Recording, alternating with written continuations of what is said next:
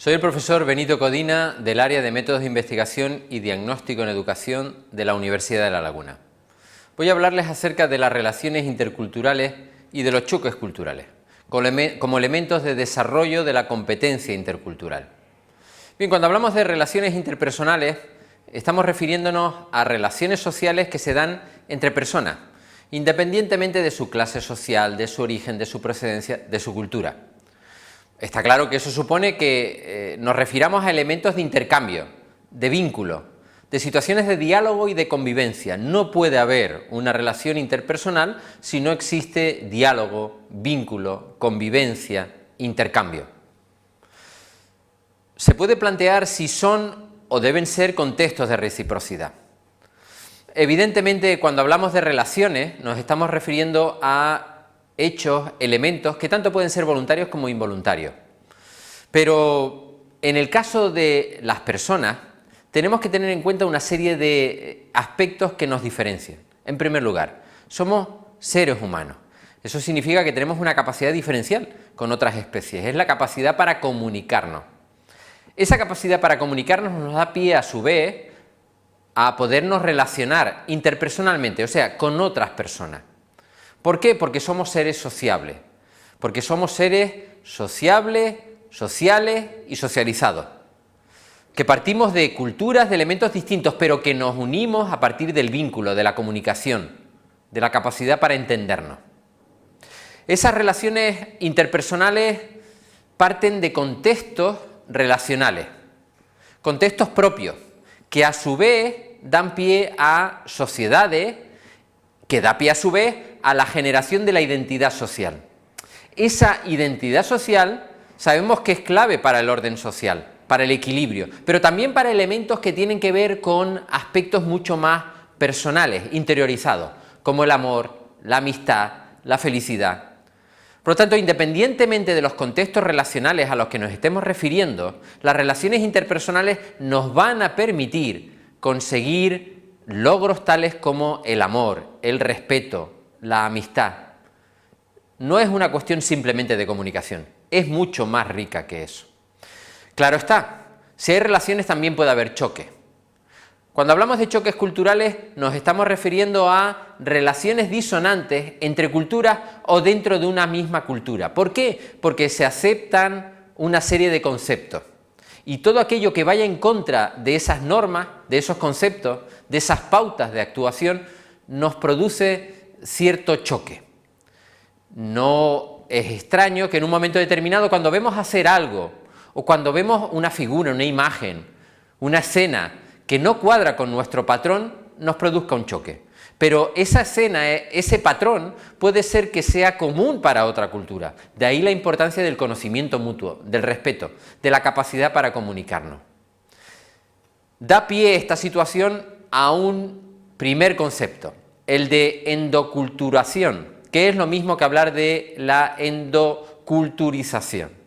Es un aspecto transmitido de generación en generación. Es un proceso a través del cual una persona adquiere creencias, tradiciones, usos, conceptos que forman parte de su grupo cultural, de su grupo étnico, de aquel al que pertenece. Esa enculturación tiene un elemento contrario, que es la aculturación.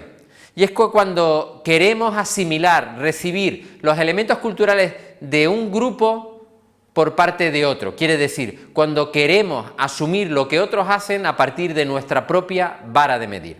Eso tiene una consecuencia, desde luego funesta, que es la destrucción, la dominación, la modificación impuesta y la adaptación de una cultura por otra que parece que cree ser dominante, pretendiendo que se asimile por parte de la primera los valores de esta segunda. Esa aculturación sería el elemento negativo dentro de la relación intercultural. Pero existen más conceptos, el de etnocentrismo, y es aquella tendencia que conduce a que un grupo o a una persona interprete la realidad a partir de sus propios rasgos. Eso significa que yo soy todo, por lo tanto, lo que venga de fuera ha de ser interpretado en función de mi prisma. Eso supone simpleza, reduccionismo y, en definitiva, relativismo cultural, que es el otro concepto al que quería hacerme referencia. Y es aquella posición que establece que todas las culturas son iguales, con un mismo valor legítimo, que ninguna es peor que la otra. Por lo tanto, el relativismo cultural es bueno, evidentemente porque iguala, pero también es malo en la medida que no establece la riqueza de la diversidad. En definitiva, si queremos que no se produzcan choques culturales, tenemos que partir de una serie de pautas, como podrían ser: las culturas son como son, las debemos aceptar. Tenemos que tener en cuenta la importancia del diferencial cultural, de la diferencia entre culturas, del diálogo, del respeto y del acercamiento cultural para reducir esas diferencias, de que las culturas deben ser evaluadas en función de sus rasgos culturales, de su endoculturalismo, no a partir de nuestro etnocentrismo. No debemos, consiguientemente, infravalorar las diferencias culturales, sino que tenemos que tener respeto a las diferencias, porque eso nos produce riqueza. Las relaciones interculturales, por ende, son relaciones entre grupos diferenciados etnoculturalmente, o sea, de aquellos que parten de sus propias creencias, valores, normas. Se basan, consiguientemente, en la necesidad de intercambiar, de dialogar, de respetar, de ser solidarios. Y esos elementos nos van a permitir obtener plusvalías tales como el mestizaje cultural, el proceso de comunicación y diálogo entre culturas, o el intercambio o el préstamo entre rasgos culturales diferenciados, asumidos por nosotros por lo bueno que nos aportan. A día de hoy no resulta nada extraño ver cómo una determinada cultura asume cosas procedentes de otras, que pueden ser desde el punto de vista idiomático, desde el punto de vista de las costumbres, desde el punto de vista inclusive de las normas, de la vestimenta, etcétera, etcétera. Y eso no es malo. ¿Son las relaciones interétnicas, por lo tanto, lo mismo que las relaciones interculturales? Diferenciémoslo. Las relaciones interétnicas son aquellas que se basan entre personas o grupos diferenciados etnoculturalmente, frente a las relaciones interculturales que deberían existir o establecerse entre actores diferencialmente planteados culturalmente hablando. Por lo tanto, nosotros no queremos que simplemente nos quedemos en las relaciones interétnicas, sino que vayamos un paso más allá. Vayamos a las relaciones interculturales, que nos permiten no solamente saber lo que es distinto, sino además asumirlo como valor de riqueza e inclusive de intercambio. Las relaciones interculturales tradicionalmente se han asociado a relaciones de visión etnocéntrica, pero no debe ser así. Ninguna cultura es única, ninguna cultura es un referente universal, por lo tanto, ninguna cultura debe subordinarse a otra, porque si no, eso tiene una consecuencia muy negativa.